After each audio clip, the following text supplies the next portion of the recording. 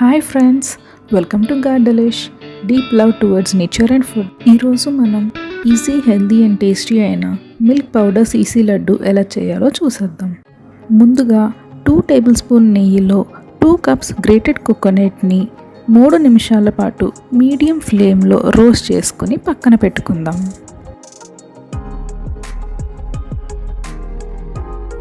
ఇప్పుడు మళ్ళీ 2 table spoon నెయ్యి వేసుకుని 1 కప్ గ్రేటెడ్ క్యారెట్ని మీడియం ఫ్లేమ్లో 5 నిమిషాలు రోస్ట్ చేసుకున్న తర్వాత ముందుగా రోస్ట్ చేసుకుని ఉంచుకున్న కోకోనట్ని యాడ్ చేసుకుని మిక్స్ చేసుకుందాం.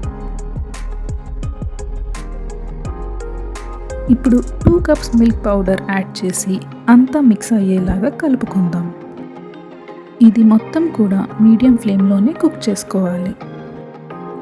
ఇప్పుడు 1 cup nuts powder, 1 cup sugar, 2 table spoon నెయ్యి, 2 టేబుల్ స్పూన్ పాలు వేసుకుని షుగర్ కొంచెం కరిగే వరకు కలుపుతూనే ఉండాలి.